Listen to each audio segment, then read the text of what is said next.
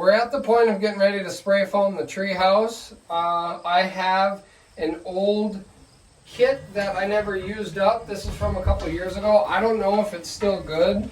There is a little bit in there. And you probably can't see this on the camera, but that's a temperature strip. It tells you the inside temp of the material. Apparently this is 85 degrees. I did just have it sitting by the wood stove. It's probably 70 degrees outside right now. They want this stuff sprayed. They want this to be at least 75 degrees, so we're there. As far as like spraying it in cooler temperatures, the warmer the material, the better. So today is like the last week that it's going to be warm enough to really do this, so I'm just going to do it. Like I said, this is an old kit that I got. I hope it still works. But with my new kit, I got a bunch of nozzle ends. They just spray in different patterns. I'm going to use like a fan pattern that's a little bit wider. It comes with a gel pack. You gel up the inside of your gun there before you put your nozzle tip in. And that's pretty much it. I would recommend having a suit on, probably a mask, and something to cover your head and hair. I don't have that stuff. I'm just doing a little job, so hopefully I can get out of here without being too messy. I did do my ice shack and it wasn't too bad until I went underneath. So I guess don't do as I do, do as the directions say. Wear a mask for sure, especially if you don't have good ventilation. I have a cross breeze blowing right through this, so I'm going to be fine for now. But I do have safety glasses I'm going to wear for when we do the ceiling. But let's get this thing going and see if this old kit still works. Otherwise, we're going to switch to the new kit. This is just a 200 square foot kit. I bought it at Menards. That actually came with the gun. I was surprised. It was $409. When I bought my first kit, I had to buy the gun separate, which was like 75 bucks. So here's the new gun. I'm going to avoid using that if this one works fine. So then if for any reason somebody needs a gun or whatever, I got a new one they can use or buy or whatever. So let's get it. And gun grease, tip on, and let's start spraying and see if this is still good. So once you have your end greased up good, you'll see this end goes in one way. It'll fit in there. Oops, I got it backwards. It'll lock in like that, and then that top piece comes down and locks it in. But you really gotta push it in there. So let's get spraying. So the old kit didn't work very well. We got to use the new one, but that's okay because I just want to do it right. So we got the nozzle on, got the tanks on, and we're ready to spray.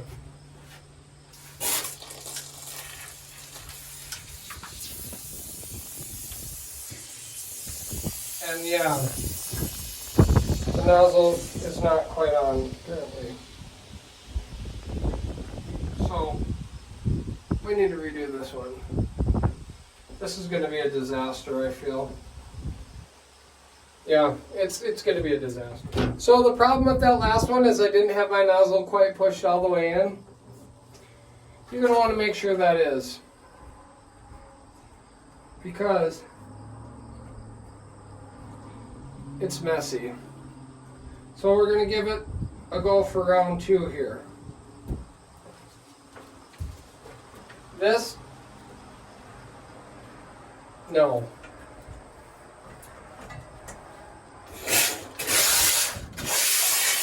That's better. It's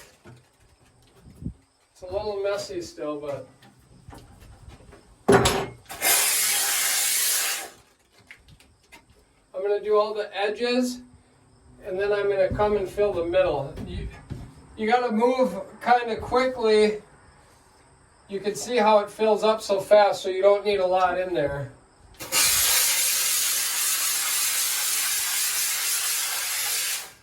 That's about all you need to do right there.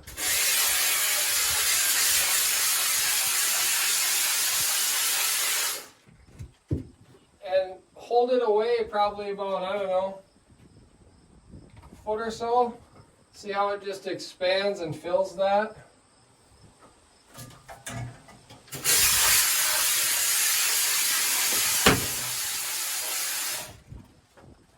Not sure what that was, but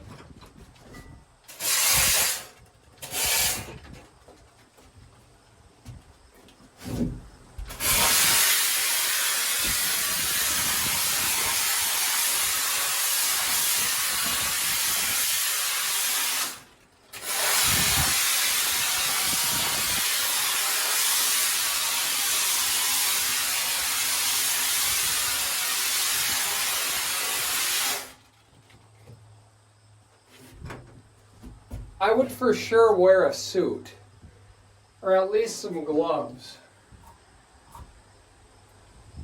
I've been sticky the last 5 days, so one more day isn't going to hurt, but I'd wear something. Once you get going and into a rhythm, it actually helps you stay fairly consistent in putting it in evenly. You just want to stay conscious on how much wall space you have. If you are curious on how much foam you have left, you can always pick the tanks up. Obviously, the lighter they are, the less you have. And try to do the most important walls first in case you do run out. What I'm doing here is purging the line. You take the tip off, close your canisters, and then just pull the trigger and let all that excess come out. That way you can reuse your gun. Also too, as you can see, the little end of the batch wasn't mixing evenly, so this stuff is probably never going to set up. However, this sets up within seconds. This is, you can touch it and whatever, and it does peel right off, but it's still gonna take me a while to clean all this up. I'm gonna clean all my 2x4 ends off and stuff, because eventually, if I care at some point, I'll put wood over this and make it look nice so we're not staring at ugly spray foam, which I unevenly did everywhere, but it is what it is. I got a little thick in some spots, a little thin in others. However, I did get all of it coated good enough. That wall, I could have went a little bit better there as far as getting it even, but it is what it is. This is not a house, and I only had these 2 little canisters. So I'm gonna have a lot of spray foam scraping. And if you're gonna do this, well, one, it's a little bit easier to do when you're not trying to film it. 2, most definitely wear a mask, because it was a little heavy to breathe. And another thing you want to know is you can't stop. If you stop for even 10 seconds, your tip's going to get solid and you got to switch out the tip. That's why there's a bag of like 6 tips each. So I forgot about that the last time I sprayed.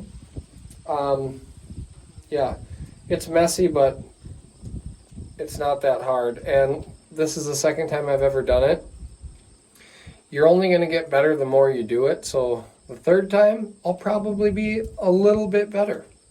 I wanted to spray foam underneath just to kind of keep the floor from being so loud, and obviously hold in a little bit more heat too, but I ran out. So 200 square foot kit. I just barely made it with 6'6" box. One end is 7 feet, the other end is 6 feet for the ceiling, but I got 1, 2, 3, 4, 5 sides with it. Probably about an inch or 2 thick, inconsistently all around. So there you have it. It's a mess, but it's worth it.